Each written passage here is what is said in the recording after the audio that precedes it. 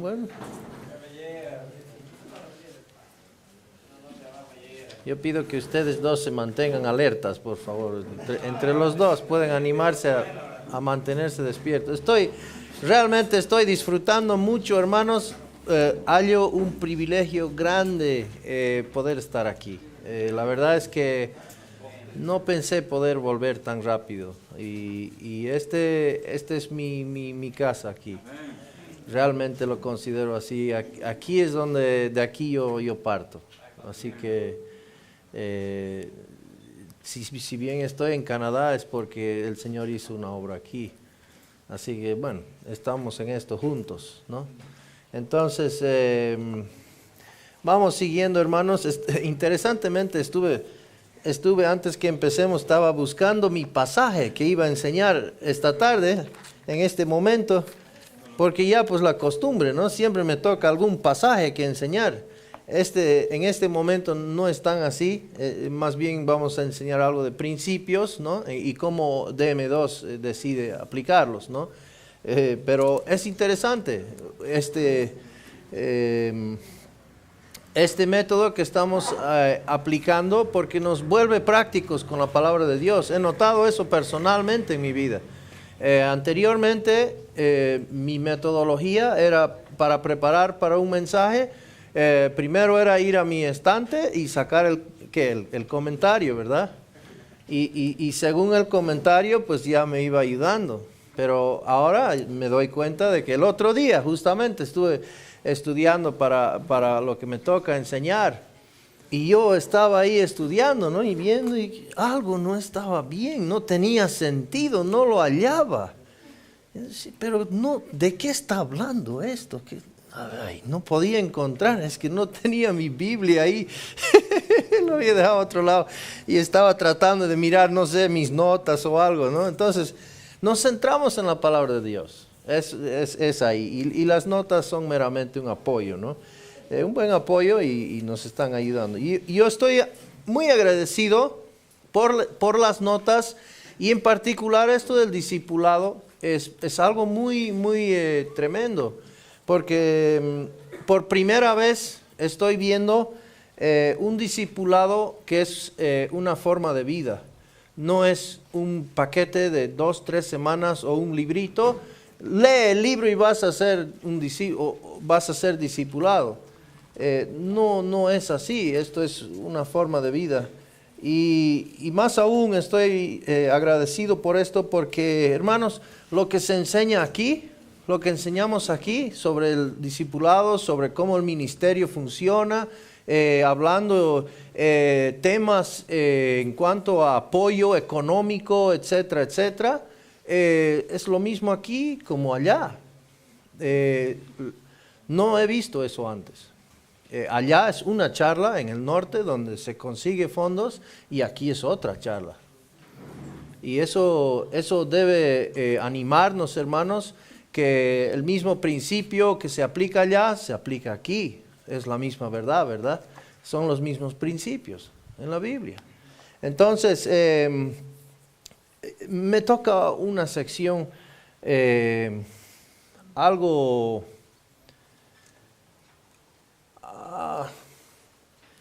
difícil tal vez.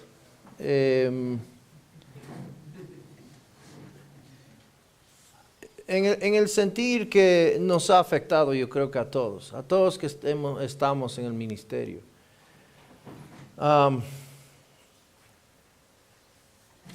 Me crié como hijo, nieto de misioneros. He visto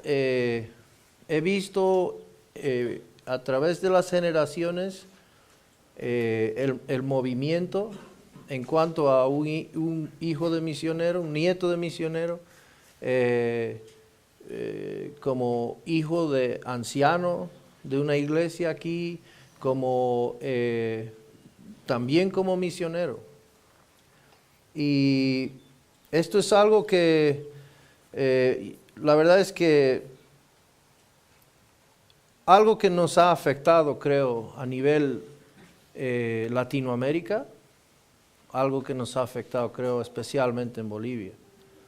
y es el hecho de que nuestra identidad, nuestra forma de ver cosas,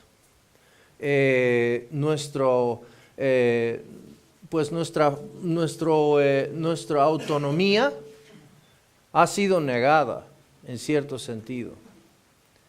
Ya que mucho de la ideología, mucho de la forma de hacer las cosas, si estamos hablando meramente de forma en este momento, ¿ya? No estamos hablando de doctrina, estamos hablando de forma. Y meramente mucho se nos ha venido del norte.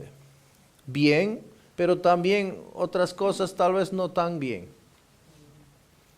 Entonces, yo he visto a primera mano y la verdad es que hay cosas que necesitan cambiarse.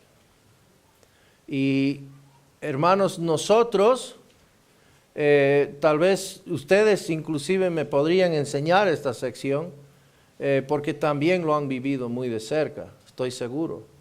Pero no necesita continuar así, hermanos. Nosotros podemos parar el coche y decir, no, hagamos el cambio. Estoy hablando específicamente de lo económico. No hace mucho, les doy un mal ejemplo y luego un buen ejemplo, ¿ya? Para terminar positivo. Pero no hace mucho, unos años atrás, yo estuve trabajando o hablando con un señor, un hermano, en una institución. Y pues el plan de la institución era que, y este hermano era del norte, y el plan era que, él me habló del plan, y John me dice, tenemos una tremenda estrategia, y es que se levanten líderes nacionales que tomen la organización y nosotros podemos dejarlo. Ah, interesante, eso me parece muy bien. Sí, me dijo, lo tenemos todo controlado, me dice. Ah, ya no me pareció tan pero bueno, me dice, y me explica, ¿no? Y me dice, sí, me dice, ya lo tenemos todo solucionado. El hecho es que ellos van a empezar a avanzar. Y le digo, pero ellos, ¿será que están listos para algo de tomar esto así, de esta manera, de la organización? ¿No será que hay una etapa de transición que hay que transar ya con la mente, ¿no? De que pues va a caer en manos de nacionales. Me dice, no hay problema, porque nosotros controlamos los fondos. Y mientras nosotros controlamos los fondos, pues nosotros decidimos todo. Nada más es por control remoto. Entonces, esto hermanos, es algo que yo lo he visto a primera mano. Y es algo que como nación, como evangelio, nos ha afectado grandemente en nuestra identidad. Y es lo que digo, hermanos, no necesitamos dejar que continúe. Y aprecio mucho las notas y la valentía, el coraje de enseñarlo como verdad, esta sección. Realmente, lo que se aplica aquí, se aplica en todo lado. Es una manera de pensar que ha venido de una generación que pues era una generación colonizadora, era una generación que pues se planta el imperio y el imperio de forma en el extranjero, el imperio, la colonización pues va y mueve el imperio, ¿verdad? Es una forma de pensar, es una forma de verlo. No estoy queriendo acusar ni hacer quedar mal a nadie. Es simplemente una forma de vida que se practicaba mucho. Tanto así que inclusive en mi familia. Y llegó un momento en que yo tuve que decir, no voy a permitir que esto suceda. ¿Qué pasaba? Que yo estaba siendo manejado por control remoto recibiendo fondos. Era genial porque yo vivía cómodo y tranquilo. Pero el momento que yo tenía que tomar una determinación o una decisión, pues no dependía de mí, ¿verdad? Yo no era la última autoridad en mi casa, sino que la persona que nos sostenía. Entonces esto es algo que es una verdad y es algo un principio. Y mientras sea algo mío, propio, un ministerio mío, siempre me pertenece, es decir, no lo vean de manera mala, pero algo que yo me apropio, siempre voy a luchar más duro por él. Les doy un buen ejemplo. Mi abuelo llegó, no sé, en esos años atrás, donde todo era blanco y negro, y pues le buscaron desde San Julián.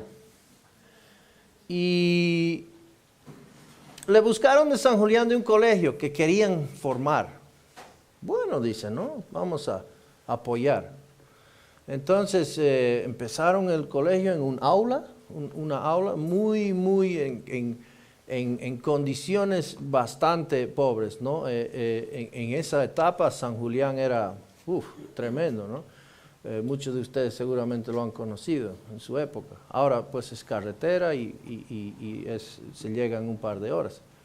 Pero en aquel entonces se tardaba a veces 3 días para llegar si era con lluvia, ¿no? Entonces el colegio, bien. Bueno, al pasar el tiempo, pues el aula creció a 2 aulas porque ya no era el primer curso, sino primero y segundo. Primer, segundo, tercero, primer, segundo, tercero, cuarto y así. Bueno, al pasar los años, pues ya había un establecimiento bastante bonito. 8, 10 aulas, algo así. Y no sé, habían pasado creo 14 años o algo así desde que se había establecido. La cosa que vaya a imaginarse, pero fallece don Glenny. Fallece el abuelo. Entonces, ¿quién llegaría a mi puerta un día? Más que los de San Julián. Y nos dicen, miren, vamos a necesitar $400 este mes, porque si no, morimos. A ver, un momentito. Pase, tome asiento, vamos a charlar, a ver. Yo sabía que el abuelo apoyaba, pero no sabía que era tan apoyado, ¿no? Entonces, y la verdad es que, bueno, yo vivo de día a día, como todos aquí en el ministerio, ¿no? ¿Ah? ¿Como un pescado? Como un pescado. Sí, como un pescado cada día, dice. Entonces, pues hablamos, ¿no? Entonces hablamos y yo llegué a entender que aquí había un colegio, una escuela, totalmente sostenido, prácticamente sostenido totalmente de afuera. Entonces, bueno, le digo, vamos a ver el colegio. Ya, nos fuimos a ver el colegio, San Julián. Y llegamos al colegio, el pasto yo creo que estaba así de alto y habían techos que estaban rotos y cosas así, ¿no? Y, wow, tremendo potencial yo vi, ¿no? En el lugar, etcétera, pero bastante, uno viéndolo así de pasada, un poco descuidado, ¿no? Entonces, pues, ok, el colegio, ya. Entonces empecé a integrarme un poquito y dije, ok, los voy a ayudar con la condición de que en 3 años ustedes se paren solos. Entonces, hicimos un plan juntos, hemos elaborado un plan, una transición de que ellos lleguen a ser autosuficientes. Entonces, habían varias cositas, por ejemplo, ellos pagaban un sereno que vivía en otro lado y que venga al colegio, que venga y lo revise, etcétera, y limpie los baños, ¿no? Entonces creo que se pagaba algo de $100 al sereno. Bueno, de 400, si podemos arreglar eso, dije, Entonces, lo primero que vamos a hacer es vamos a ver si podemos de alguna manera dar una vivienda al sereno y que él viva ahí gratis, pero que haga sus labores. Entonces, un intercambio, ¿no? Entonces, y así se fue dando las cosas. Luego se puso, conseguimos de alguna manera una ayuda para poner un laboratorio de computación. Entonces, lo que hemos dicho es, bueno, si quieren aprovechar las computadoras, el alumno debe pagar un poquito por el curso, ¿verdad? Por las computadoras, etc. Entonces, diferentes cosas así, llegamos a hacer, ¿no? Llegamos a hacer una ayuda. No hemos llegado a ayudar todo eso, toda la ayuda que llegaba de afuera, ¿ya? Y obviamente, esto era un proceso. Era un proceso y era muy difícil al principio, porque sí o sí se requería de que esa plata que llegaba, tenía que llegar. Ellos esperaban en eso. Los profesores había que pagar muchas cosas que ellos, ¿no? Aparte de que habían deudas, etc. Entonces, ya, se alistó y se hizo una lista, ¿no? Todos los gastos, cuánto costaba en realidad, y todo el presupuesto, ¿no? Entonces, llegamos a tener reunión tras reunión tras reunión y tratar de ver, ok, ¿cómo vamos a hacer esto? La cosa es, para hacer una historia larga y acortarlo un poco, antes que se me duerman, muchas gracias. ¿Dos? No. Entonces, la cosa es, al final de los 3 años, se cortó la ayuda. Y habíamos llegado, creo, a 3/4 partes de lo que se necesitaba.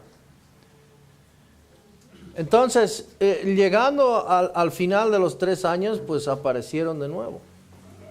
Y yo les dije, van a disculpar, pero hasta ahí nomás fue.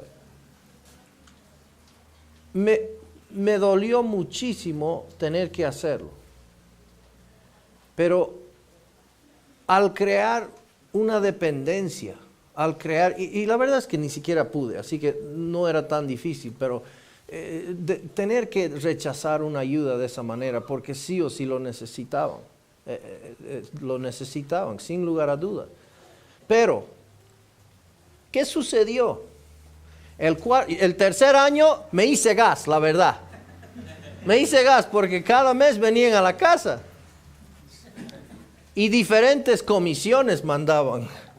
Entonces me hice gas, no existía ese año. Al final del 4º año, la graduación del 4º año, el colegio lo hubiesen visto, recortadito el pasto, habían pintado los ladrillos, habían cambiado los techos.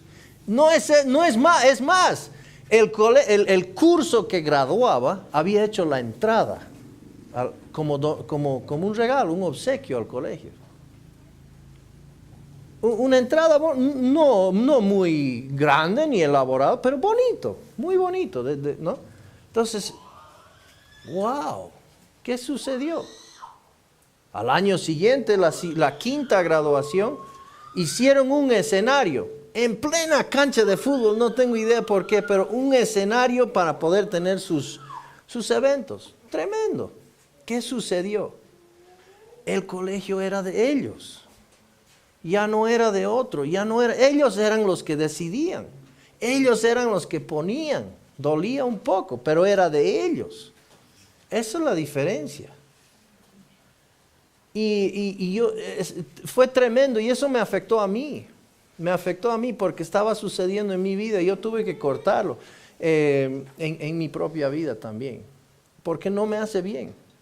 No me hace bien. Es un principio que aprendí en esa circunstancia y al siguiente año fuimos a la graduación y el tesorero, que se me había hecho bastante amigo a través de los años, me viene y me dice, hermano, estamos emocionados. Las iglesias nos están apoyando y al año siguiente vamos a construir un aula para laboratorio, para ciencias o algo así. Ellos. tremendo. Entonces, ustedes saben que se puede. Ustedes están más adelantados en ese sentido. Pero el tema es eso. El tema es eso, de que eso de tener autonomía, de apropiarse esa identidad, es mío. Esto hemos luchado por esto juntos. Y eso es lo que vale. Entonces vamos a mirar esto desde una perspectiva en cuanto al ministerio y cómo DM2 ha determinado manejarse y con mucha sabiduría, creo yo. El DM2 anima a las iglesias a ser discípulos y a ser autónomas. Entonces, creemos en los programas autogestionados de hacer discípulos que son dirigidos por líderes locales, ¿ya? Estamos dando un énfasis a la iglesia local aquí, devolviendo el programa de enseñanza a la iglesia local. Estoy muy feliz de tener en esta tarde, yo participé en un ministerio llamado Red Bíblica, y el hermano Bernabé, el hermano Denis, ¿quién más está?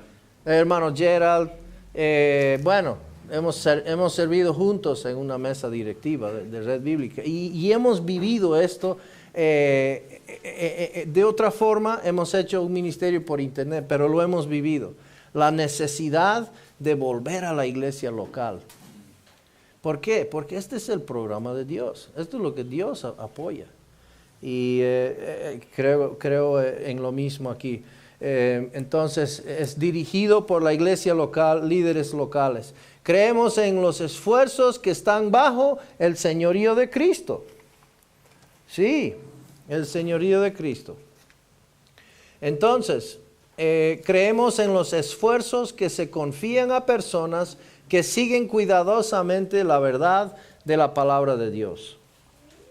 Siguen cuidadosamente la verdad de la palabra de Dios. Y hemos estado hablando de los peligros, de aquellos peligros que están muy de cerca alrededor nuestro. La verdad de la palabra de Dios. Creemos en los esfuerzos que son guiados por el Espíritu Santo. Es un esfuerzo guiado por el Espíritu Santo. Hemos estado mirando en cuanto al evangelismo, el primer paso. El siguiente paso, ¿qué es? El discipulado, ¿verdad? El tercer paso, establecer iglesias neotestamentarias. ¿Y dónde vamos a ir? Oh, se plantaron ahí. ¿A dónde vamos a ir, hermanos? Vamos hermanos, ¿a dónde vamos a ir? Bueno, empecemos por nuestras familias, ¿no? Empecemos por nuestro lugar, pero terminamos ¿dónde? Mundo entero, exactamente, sí. ¿Quién nos manda a hacerlo? Sí, ¿quién nos envía? Exactamente, ¿quién nos capacita? Es algo tremendo, ¿no? Que Dios no busca a los que ya están capacitados para luego usar. Él llama a personas y los capacita. Esto es tremendo. ¿Quién nos da la autoridad? Hemos hablado de esto. Sí, Dios. Entonces, vamos de la mano aquí, totalmente guiados por el Espíritu Santo. Creemos en los esfuerzos que permitan a las iglesias locales enseñar la palabra de Dios a los demás. ¿Ya? Que permitan a las iglesias locales enseñar la palabra de Dios a los demás. Creemos en los programas de hacer discípulos autofinanciados, patrocinados ¿por quién? Por la iglesia local. Entonces, ¿quién va a tener la última decisión, hermanos? La iglesia local. Nada de esto de control remoto. En el país donde el hacer discípulos acontece. ¿Ya? Entonces, eso va de la mano también, pues la iglesia local va a querer interesarse también. Desde el primer día mostramos que el hacer discípulos puede hacerse fácilmente a nivel de la base de cualquier iglesia, en cualquier país del mundo. ¡Qué genial! El mismo modelo que se aplica aquí en Los Negros, yo pienso llevar a Campo Bello, en Canadá. tremendo. Y lo que estoy aprendiendo aquí, lo que estoy viendo de la iglesia local, lo quiero hacer allá. Y pido sus oraciones, hermanos. El hacer discípulos florece mejor que todo cuando no hay ningún financiamiento externo. ¿Ya? Mucha sabiduría en esa frase. El hacer discípulos puede y debería ser llevado completamente a través de las iglesias nacionales con sus propios maestros y líderes. ¿Ya? Entonces, ¿quién mejor que llevar el mensaje? Es un mensaje contextualizado, un mensaje práctico, un mensaje vivido, un mensaje con los mejores ejemplos que los propios del lugar. Yo estoy allá en Canadá queriendo dar ejemplos de aquí en Bolivia, ¿no?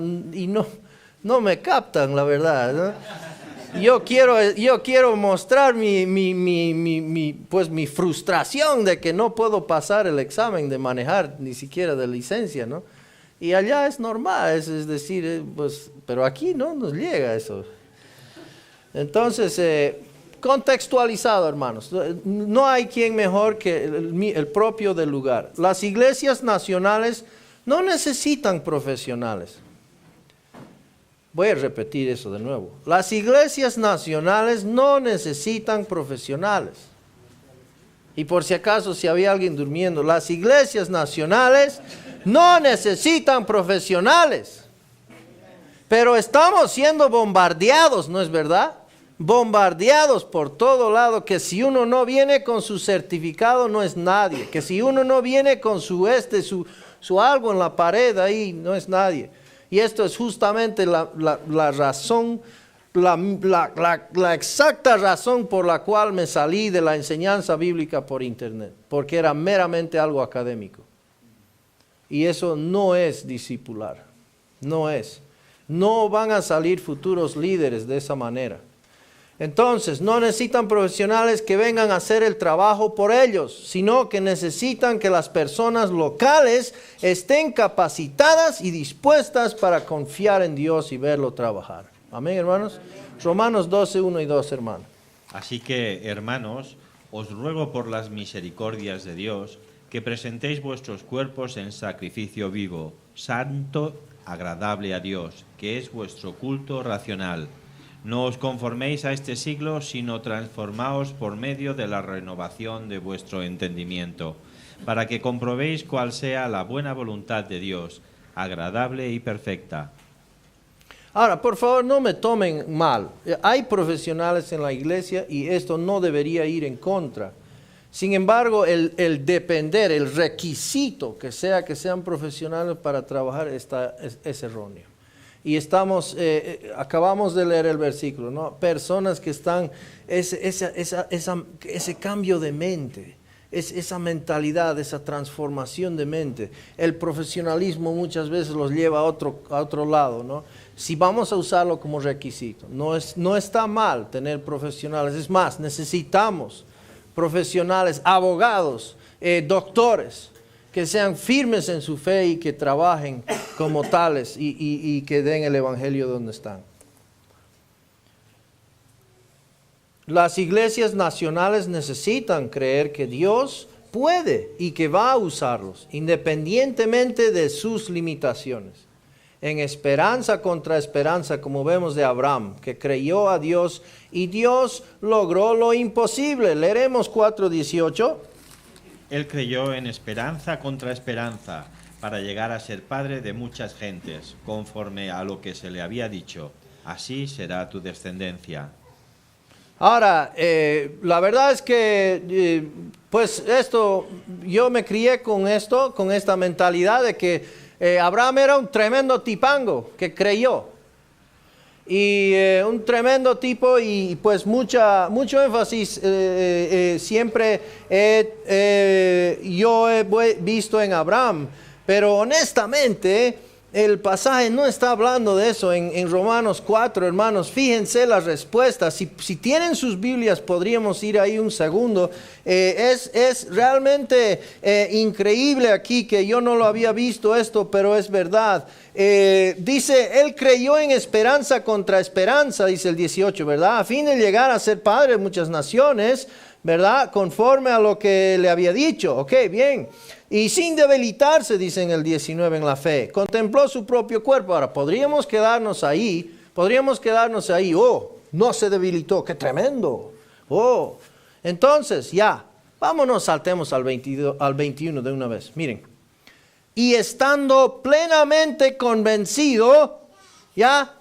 Plenamente convencido ¿de qué? De que, ¿qué?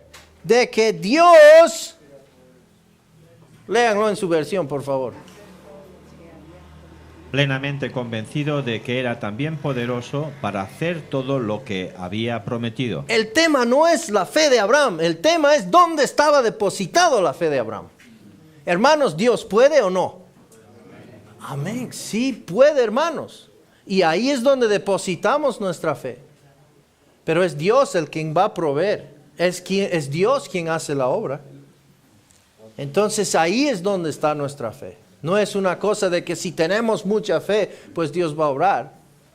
El hacer discípulos puede y debe hacerse a través de las iglesias nacionales, desde sus propios edificios y facilidades, sus facilidades. Así como estamos aquí, una iglesia local. Y cuando lo hacemos en Estados Unidos, iglesia local también. Y es la iglesia local que da la comida, etcétera, etcétera. Es una manera de ser muy práctico y funciona. En primer lugar, debemos de establecer el hecho de que el hacer discípulos no requiere de 4 paredes y un techo, aunque eso es bueno tenerlo, siempre y cuando sea posible. ¿Ya? Siempre y cuando sea posible. 2 Timoteo 2:3, hermano. Tú, pues, sufre penalidades como buen soldado de Jesucristo. Entonces vemos aquí, en realidad, es una invitación que Pablo le dice a Timoteo. Es una invitación que le hace. Suframos juntos por Cristo. ¿Vale la pena o no? El hacer discípulos se desarrolla en cualquier parte del mundo con o sin edificios. ¿Por qué será que se puede hacer? Porque Dios quiere que se alcance a todo el mundo, que todos conozcan esta verdad. Entonces, es la manera que podemos alcanzar. Cuando el hacer discípulos requiere alimentar a las personas, debe de hacerse dentro de los recursos de aquellos siendo enseñados, con sus propios cocineros y alimentos, mientras el cocinero sea bueno, ¿no? Si el malo, bueno, ya. No, y más bien la comida es riquísima y estamos muy agradecidos a las cocineras, las hermanas, el hermano Samuel, por tan linda manera de acogernos aquí en la iglesia. Siempre es una delicia, realmente. Y si rechazamos la sopa, pues es porque es mucho, nada más. No es porque no es rico, siempre muy rico. ¿Ah? No, sí, valga la aclaración. La verdad es que yo solamente quería segundo hoy día. Entonces me voy a la cocina y digo, solo segundo, por favor. Me dan el segundo, ¿no? Después me di cuenta que era sopa de maní. Yo, ay,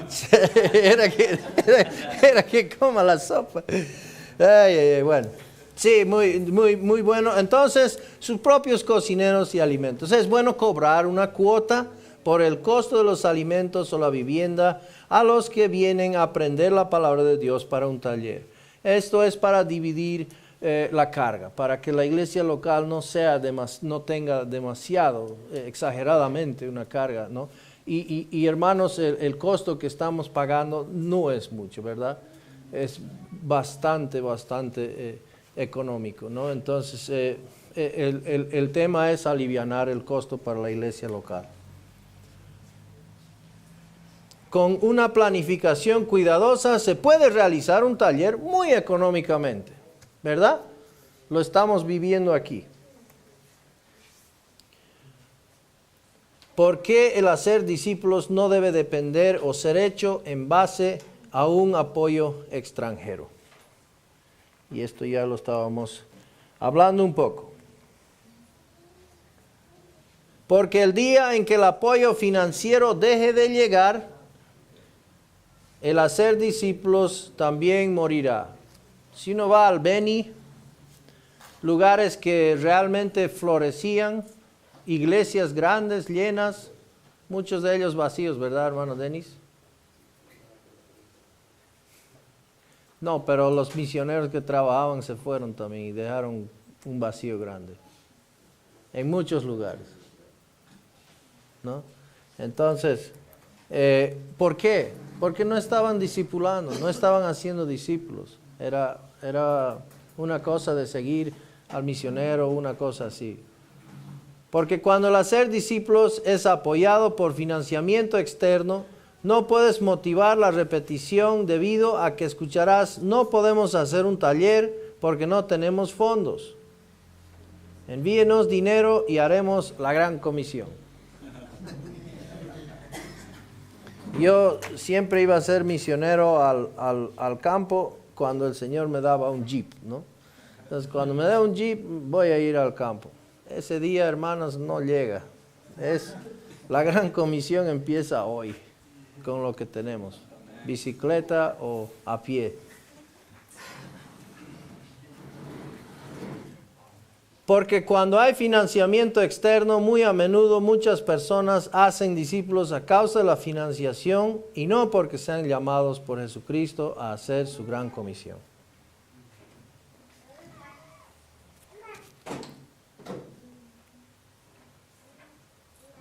Porque todo el mundo sabe que la financiación de fondos internacionales es muy inestable y siempre a corto plazo. A menudo se detienen abruptamente y sin preaviso. Cuando las prioridades cambian, entonces el programa cambia las prioridades. Y estos son algunos solamente de las cosas que suceden, hermanos. Hay muchísimas cosas que suceden cuando uno con apoyo financiero externo.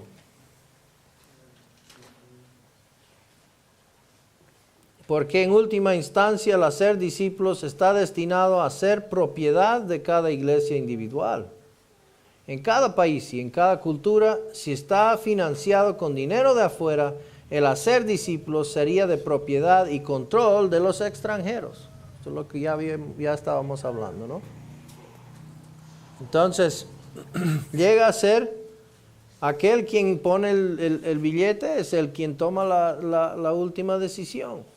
Y esto nos quita realmente mucha identidad, nos quita la propiedad, ¿no?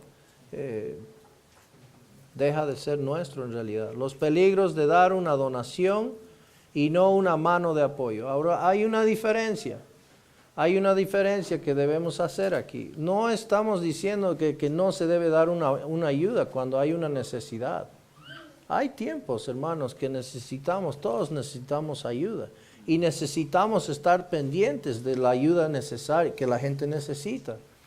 Pero estamos hablando de una cosa, es un sostenimiento continuo, que llegamos a hacer un bastón por alguien, ¿no? Y la otra cosa es hacer una ayuda ¿no? esporádica, una ayuda cuando uno está en un tiempo, una necesidad. Una de las maneras más rápidas para obstruir el proceso de hacer discípulos es ir y hacer discípulos usando la billetera, es decir, el dinero que se te ha ofrecido enfrente, en lugar de la Biblia. Los estadounidenses son los más culpables de este error.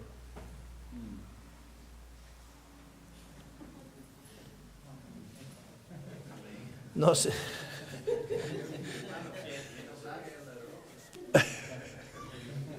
No se puede producir hacedores de discípulos si te consideran que eres una vaca lechera. Entonces, primeramente van a ver la billetera en vez de la palabra de Dios, ¿no es verdad? Mi mamá sabiamente una vez me dijo, hijo, de la manera en que los consigues, cualquier cosa, pero de la manera en que los consigues es la manera que tienes que mantenerlos. Es decir, mantenerlos contigo.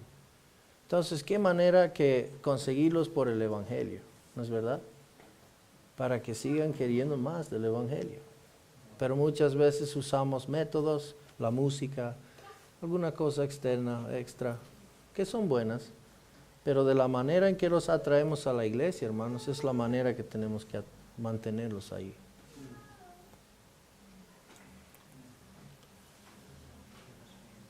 Muchos discípulos en entrenamiento no empiezan con motivos puros. Son gente normal. El dinero y el deseo por posesiones pueden ser un factor que los arruine fácilmente. Aún un regalo destruye a algunas personas. Si el regalo no lo puede tener en su lugar apropiado, llega a ser prácticamente como un ídolo, un dios, ¿no? En su vida, llega a ser un enfoque. Ciertamente la opresión hace entontecer al sabio, y las dádivas corrompen el corazón, dice Eclesiastés 7:7. No es lo mismo cuando yo lo leo, los versículos. En nuestros hogares debemos dar a los niños lo que necesitan, es decir, alimentos, y no lo que quieren, dulces. Un niño nunca quiere comer las verduras, pero él debe comerlo porque le hace bien. Un niño siempre quiere dulces. Esto es cierto también en el ministerio. La gente necesita la palabra de Dios, pero a menudo se centran en la ganancia material. Tenemos que usar la sabiduría para no fomentar este error. Entonces se aplica el mismo principio en nuestros hogares. Mis hijos son enseñados cuando eran muy pequeños. Pues yo le daba un quintito antes de la reunión para que den su ofrenda, ¿no? Para que entren tal vez en un tipo de legalismo, ¿no? De norma, ¿no? Que cuando vamos a la iglesia damos nuestra ofrenda, que aprendan la práctica de dar. Pero hoy en día ellos no dan mi dinero. Ellos ganan su propio dinero y sacan su ofrenda de ahí. Mi abuela, que no está enterada de lo que estamos tratando de enseñar, siempre les da el quinto antecitos que pasa el alforino. Entonces yo les dije, ustedes no dan su dinero, ustedes dan su propio dinero, lo que quieren dar al Señor de corazón, ¿no? Entonces esto es una manera de enseñar también en nuestros hogares. Seguramente ustedes tienen también métodos mejores. Debes darte cuenta de que es bíblico el hacer discípulos y que se puede hacer con muy pocas herramientas. Ya escuchamos al hermano Brett. ¿Necesitamos qué? Una Biblia y conocerla, y uno puede ir, los hermanos, el hermano Félix enseña ahí con una pizarra y la tiza, ¿no? Y se puede hacerlo. Gracias a Dios tenemos asientos cómodos y podemos hacerlo entre 4 paredes con el PowerPoint y todo eso, bendición del Señor, amén. Pero no es necesario, no es imprescindible. Debes tener una predisposición a obedecer la gran comisión. Antes de eso yo añadiría tal vez que es necesario que debemos enterarnos y estar y ponernos y conocer la gran comisión, conocer la urgencia de la gran comisión y tenerlo siempre a cuentas. Debes tener una Biblia y ser capaz de usarla bien. Debes tener fe para creer que Dios aún puede usarte. Aún a mí me puede usar. Debes invertir tiempo de estudio en la palabra de Dios. Debes tener por lo menos una persona dispuesta a aprender de ti. Puedes practicar con los árboles, pero eventualmente quieres discipular a alguien. Tú beneficiarás de tener un currículo fácil de usar, como esos proporcionados sin costo alguno por DM2, un poquito vendiendo nuestra leña, y otras organizaciones. No es exclusivo, hay materiales que se pueden usar. Sin embargo, muchos de aquellos materiales que veo, en Canadá estuve hablando de, tenemos que hacer un discipulado entre un par de jóvenes. Y me dicen, sí, sería bueno, nosotros usamos este material y podemos hacer, cada 3 meses podemos hacer un discipulado.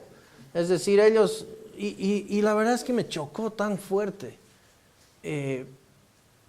Porque es ese sistema de pasar por un libro, lo pasas el libro y ya es el discipulado, ¿no? ¿Verdad? Es chistoso, ¿no? Pero ahí estábamos, hermanos.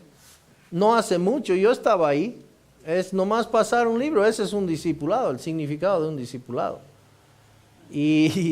Y pues yo los miré nomás, bueno, solo si supieran que yo estoy pensando en juntos discipularnos, es decir, un proceso de vida, ¿no? Estamos hablando del proyecto de DM2 que usáis 10 años, ¿verdad? Lo interesante es que cada vez, creo que eran 4 años, ya está 2 años y medio, ahora al año va a ser, creo... 12. 12, eso, ya 12. G13 entonces. Ok. ¿Estás listo para ir y cumplir el mandato de Cristo? Y esto es una pregunta que debemos hacernos. ¿Realmente estamos listos? No requiere, hermanos, no requiere preparación, ya vimos eso. No requiere una gran movilidad, no requiere más que el deseo, la fe y confiar en el Señor. Tener una Biblia, saberla usar. Si el hacer discípulos no se puede hacer en cada cultura del mundo, entonces Jesucristo se equivocó cuando nos mandó a todos nosotros a ir a todo el mundo y hacer discípulos a todas las naciones. Tremendo que el hermano Brett viaja por todo ello y puede usar el mismo material, lo mismo. Eso es tremendo, hermanos. Y lo mismo va a ocurrir aquí en Bolivia, en Perú. Van a llegar a Perú, no van a conocer nada allá, pero van a poder enseñar lo mismo. Eso es tremendo. Y hacer discípulos en Perú. Cristo nos dijo si es económicamente factible ir y hacer discípulos. Es decir, si es factible, si es económicamente factible, pues iremos. No.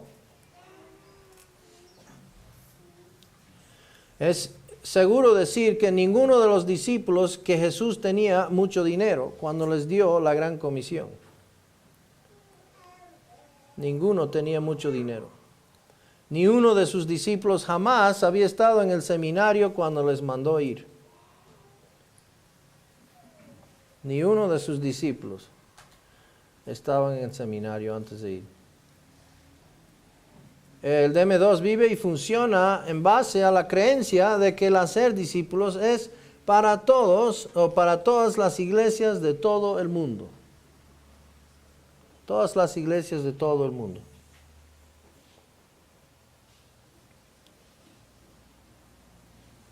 Creemos en la autorreproducción de hacedores de discípulos que sale de la iglesia local y se multiplica exponencialmente. Vimos eso al principio, hermanos. Que a diferencia de otras religiones, el cristianismo no crece por un nacimiento físico, ¿verdad? Un niño puede nacer católico, ¿no es verdad? Sí, pero no así con nosotros. Tiene que nacer de nuevo. ¿Y cómo va a funcionar si no estamos replicándonos, si no hay reproducción? Si esta generación no está discipulando, hacia la siguiente generación ya no va a haber. El hacer discípulos requiere la participación del que estás enseñando. La participación de aquel que estás enseñando.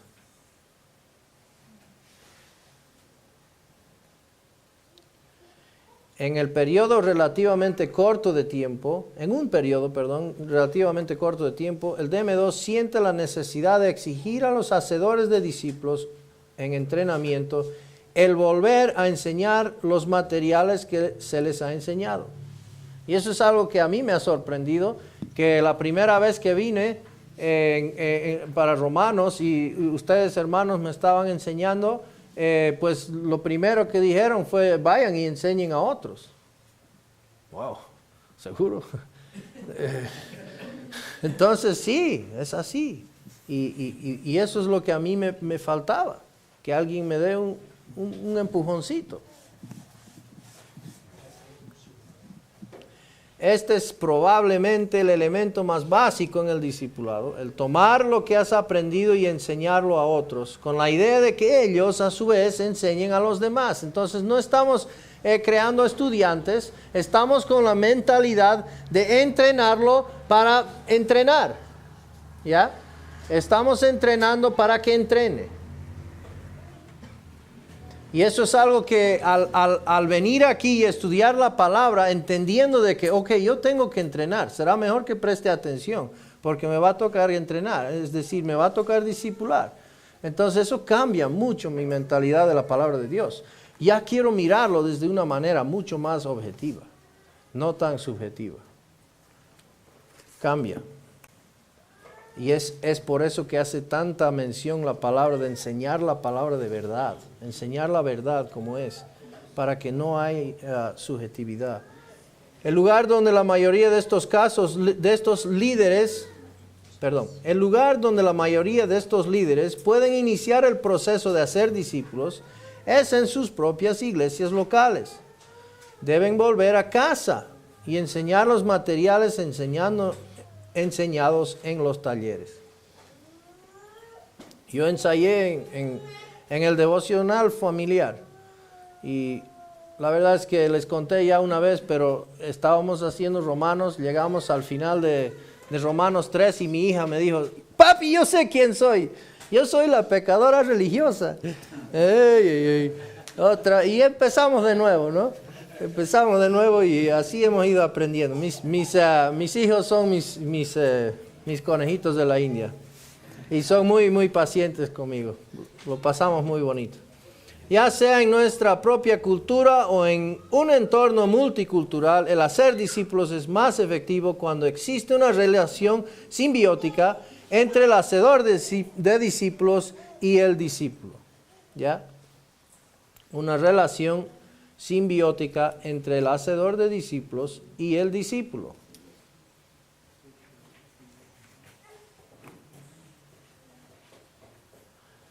Por relación simbiótica, entendemos que tanto el hacedor de discípulos como el discípulo han de contribuir en el proceso de hacer discípulos. Veremos, hermano, Mateo 10:38, por favor.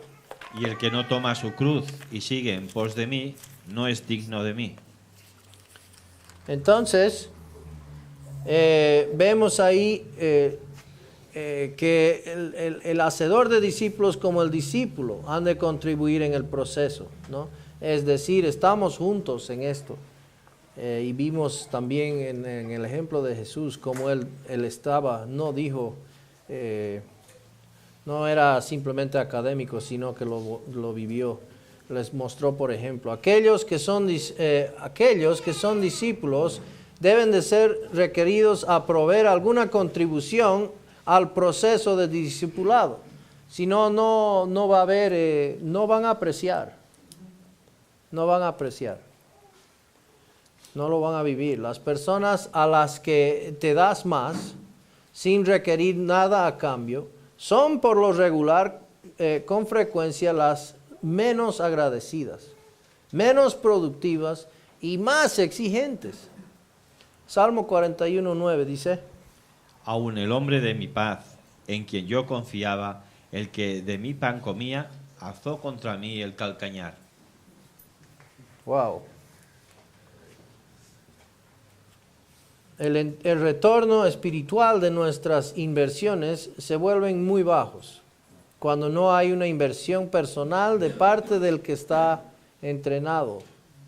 Entonces debe hacer una inversión. No tengamos miedo de que él contribuya en el proceso del discipulado. Tiene que hacer un esfuerzo. A menudo los que dan la mayor parte sin necesidad de invertir en su propia formación resultan ser los menos responsables. Y es algo que debemos desde ya, desde prepo, decir y decir que aquel que desea ser discípulo no es fácil, desde ya, ¿no? Entonces no pintar la pildorita bonito, sino decirlo como es, para que no haya una falsa expectativa. 2 Corintios 12:15. Y yo con el mayor placer gastaré lo mío, y aun yo mismo me gastaré del todo por amor de vuestras almas, aunque amándoos más, sea amado menos.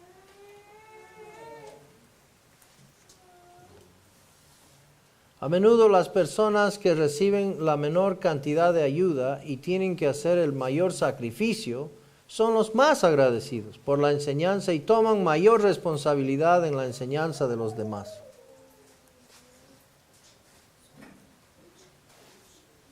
No tengas miedo de preguntar a la gente que inviertan para invertir en su propia formación. Lucas 17, 16 al 18. Y se postró rostro en tierra a sus pies, dándole gracias, y este era samaritano. Respondiendo Jesús dijo: ¿No son 10 los que fueron limpiados? ¿Y los 9 dónde están? ¿No hubo quien volviese y diese gloria a Dios, sino este extranjero? Muy bien, entonces vemos ahí algunos principios en cuanto a devolver a la iglesia local esto de la enseñanza, ¿no? El discipulado. Es de empoderar a la iglesia local, de devolverles la autoridad que Dios le da a la iglesia local. Mi sección termina ahí, entonces, ¿continuamos o damos un descanso?